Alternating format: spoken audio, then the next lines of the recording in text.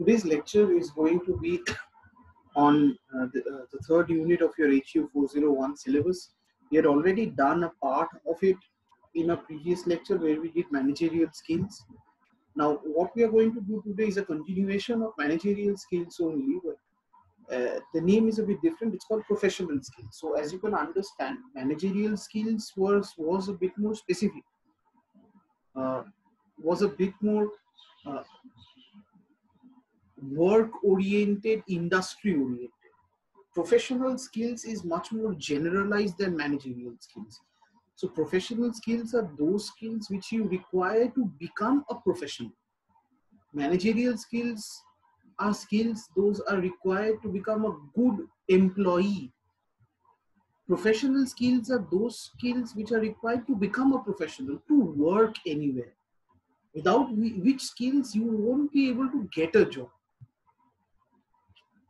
So the first thing that as I was telling you, so the first thing that you ask yourself is, what is professional skill? It is any skill that helps you become established or successful in any field. It is any skill that helps you become a professional. It is any skill that helps you get a job and keep that job and do well in that job. This is a professional skill. So try to understand the difference between managerial skills and professional skills.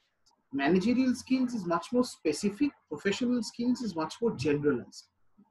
These are some common professional skills, are some common skills which you need to become a professional. I needed those skills to get my job, you will need these skills to get your job, and everyone on earth needs to have some of these professional skills to get a job. Now, after I have got the job, that is when managerial skills comes into play.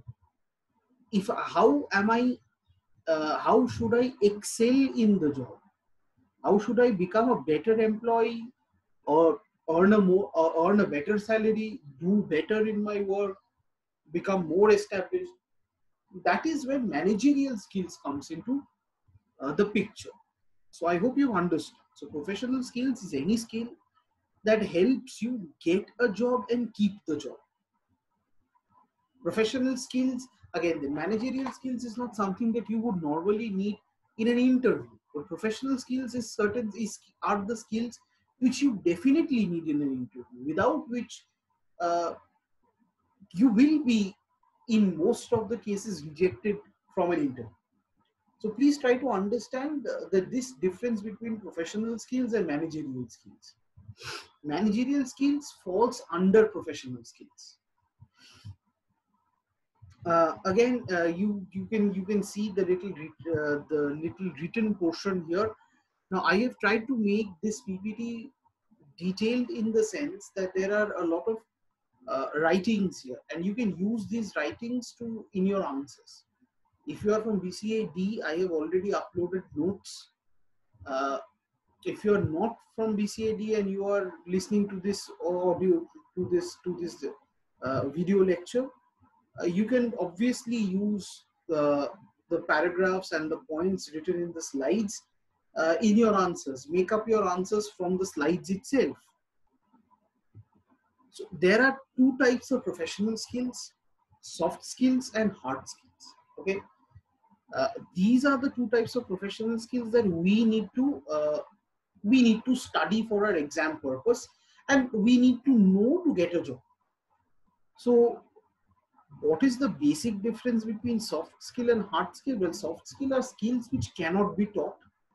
It comes from within. It is kind of like self-critical. It is how you make it better or how you make it worse. Hard skills are those skills which can be taught, which are not can be taught, which are generally taught. These are not skills that you are born with, or these are not skills that you can mature into. These are skills that you need to be taught. If you are not taught these skills, you won't have any idea what these skills are. So for the exam purpose, we need to focus on only soft skills and hard skills. So we'll start with hard skills first. Uh, so what is hard skill? So hard skills is the easiest to understand. Is uh, hard skill is much more physical. Hard skill is something that you can see. Hard skill is something that you can touch in your hand. Hard skill is something that you can hear or feel. For example, your certificates. That is a hard skill. So what does the certificate signify? The certificate signifies that you have learned something and you have completed the course of something and you have learned a certain skill. That is a hard skill. For example, in your case, let us say Java, C++ programming language, these things. These are hard skills. You have to be taught these things. You are not born with these things. And if you are not taught these things, there is no way that you will mature into these things. You need to be taught. So you go to the school, you go to college, you go to university, and you have teachers who teach you these skills. These are hard skills. They include expertise necessary for an individual to successfully do the job. They are job specific and are typically listed in job postings and job descriptions. Hard skills required for one job is always different to the hard skills required for another job. For example, the hard skills required for the job of an English teacher is much different to the hard skill required for the job of a mathematics teacher. I hope you understand. I hope you can get the point here. We are talking about the specific technical knowledge about the subject. So in my case, my hard skill is the knowledge of English language and literature that I have been taught by my teachers in school, college, and university, for which I have degrees. And by producing those degrees as proof that I have those skills, that I have English literary and language skills, I have been given this job. This job. Now consider in your case, you will go to an, consider in your case, you will consider the case, well, no, consider your case. You will go to work in an technical multinational corporation. You will do all kinds of computer things, network things. Won't the hard skills required for that work be different from the hard skills that was required for the work that I am doing?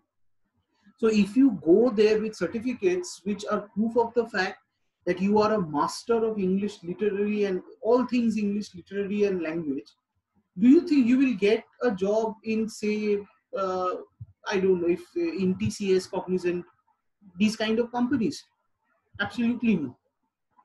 Again, you bring certificates that you are a C programmer, you have done your BCA or whatever, and you come to an interview for an English teacher and show those certificates. Will you get that job? No. So hard skills are very job specific. It depends on what job you are doing. It depends on what the requirement for that job is, and it depends on the post that you are applying for. Hard skills are acquired through formal education and training program, including colleges, apprenticeships, short-term training classes, online courses, certification programs, as well as on-the-job training. And this is again also on-the-job training. On-the-job training is something which most of you forget. But while working, we also start to learn newer things. You get the job and start the job by knowing only A, B, C, and D. While working, you slowly learn how to do E, F, G, and H. Now, this E, F, G, and H was never formally taught to you by your school teachers, or your college or university teachers. You are teaching this to yourself by yourself. You are doing it yourself. No one is coming and teaching you. You are looking at the people who are working around you. You are observing them and you are self-teaching yourself. But as long as it is a technical skill, it falls under hard skills. I hope you get this point. Okay. Some essential hard skills are hard communication skills, data analysis, certificates and licenses, project management. Now, what is hard communication skills? You all have heard of communication skills, and we all mean communication skills. By communication skills, we mean soft skills. But this is different. Hard communication skills means the ability to speak a foreign language, the ability to copyright, the ability to edit something. These are hard communication things, which you need to learn, which has to be taught to you. Communication skills you can teach yourself by, practicing. But if a foreign language, or if you are not taught by someone how to copyright, or you cannot observe someone doing this, you will never be able to teach yourself this. So try to understand this. In case of hard skills, there is always an external force. An external force is always essential for the improvement of a hard skill. Data analysis means technical skills, any form of technical skills, skills that help you analyze data and do your work. Okay. Certificates and licenses, you can understand certificates and licenses. You do workshops and get certificates and licenses. These will help you get jobs. And project management is agile methodologies. This is project management is again a part of managerial skills. It is not particularly a part of professional skills. Project management is a management based subject of concept which teaches you how to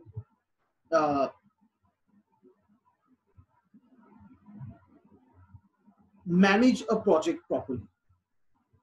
Now, since you all will be working in MNCs, you all will be working in an absolutely time constrained situation, in a very cosmopolitan situation, and that is why I've included project management here.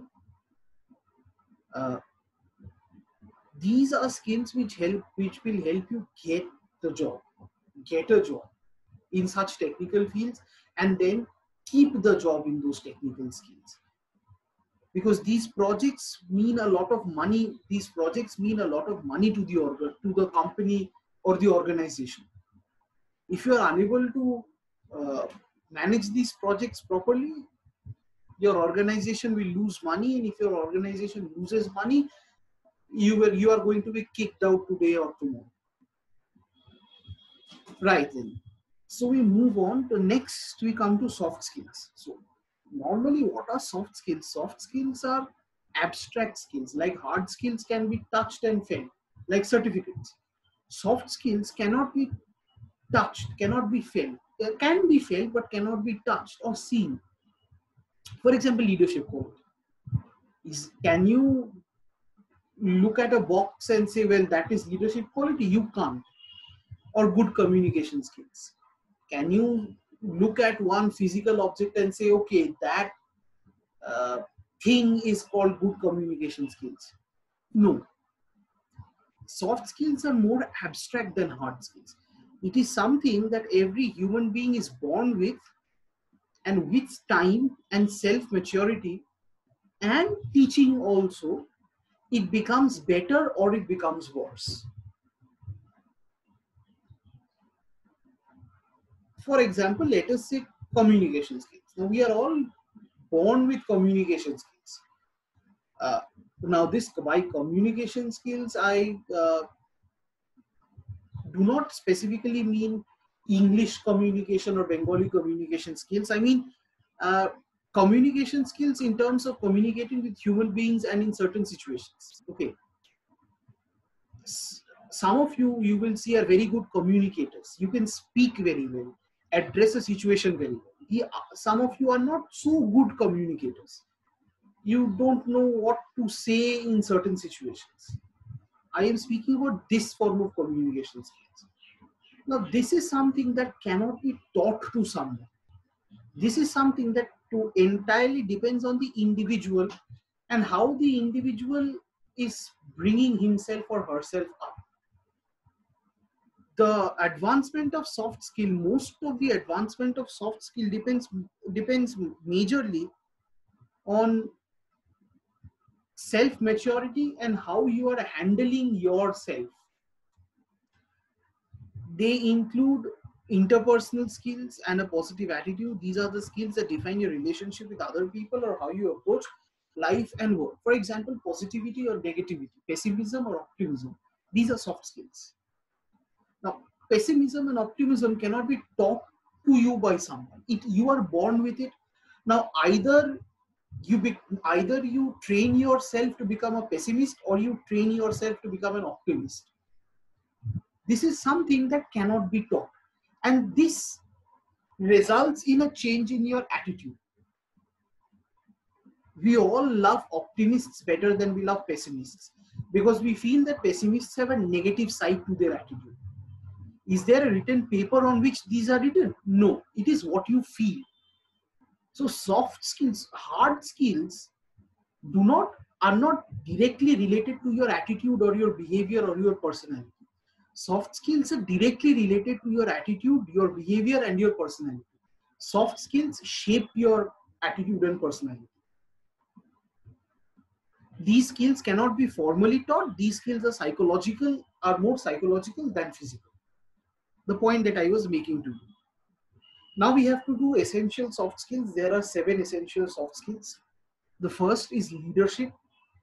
I don't think you all need a very huge explanation of these things. You have already had your boot camps and all sorts of things, and you know what these things are. So I'm not going to dwell much, give a lot of time on these. Leadership, see, you work in huge organizations where a lot of people will be working, and so you will be given projects. Someone has to take responsibility and see that the work is getting done properly. This is leadership quality. Now again, we all are born with a dormant leadership quality, a very sleeping leadership sense. But some of us mature and become good leaders. The others do not.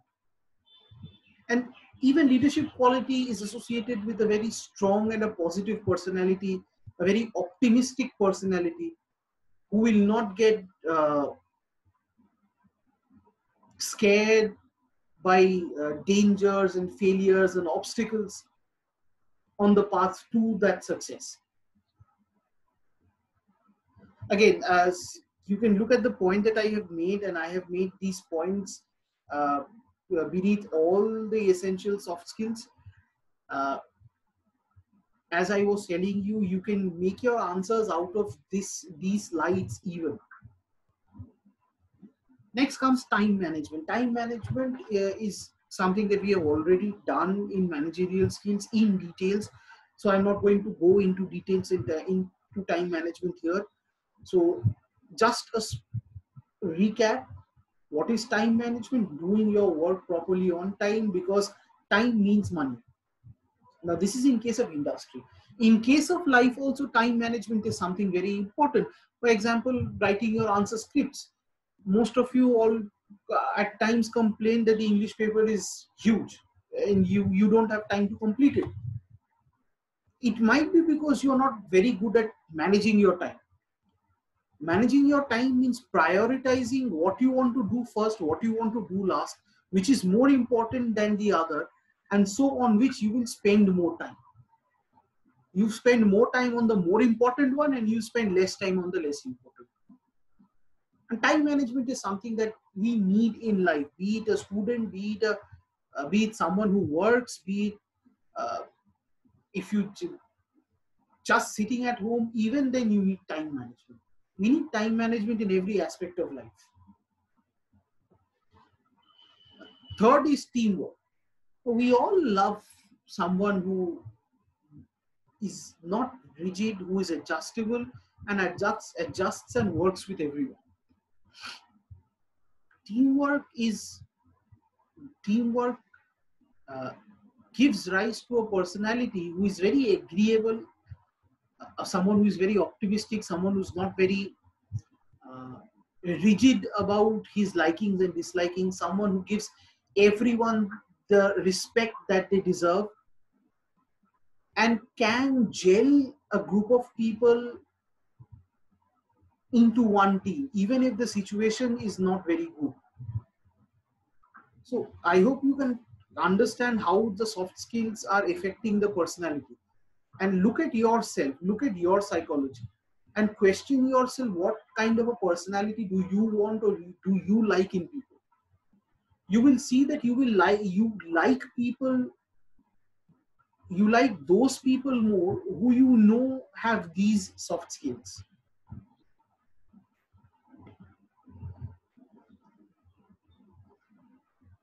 Then we come to communication.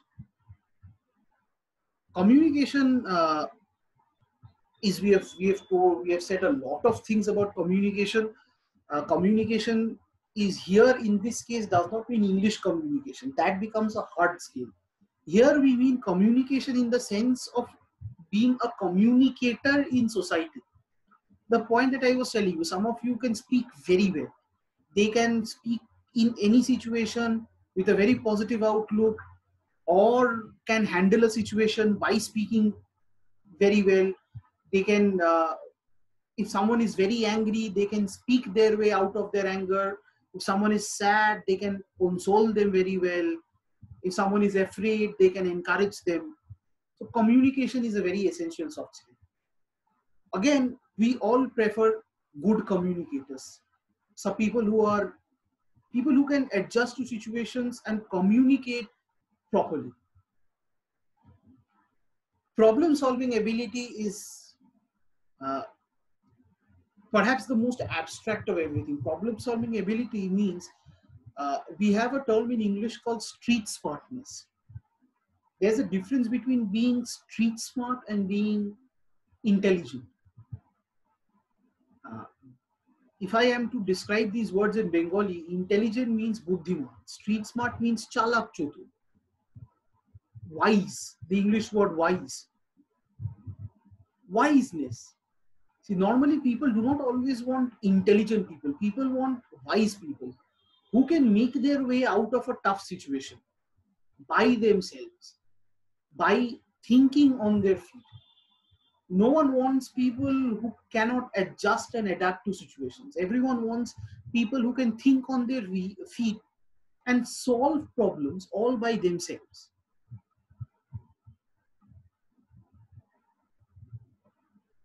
Then we come to ownership. Now, ownership is a very important soft skill in the sense that ownership leads to responsibility.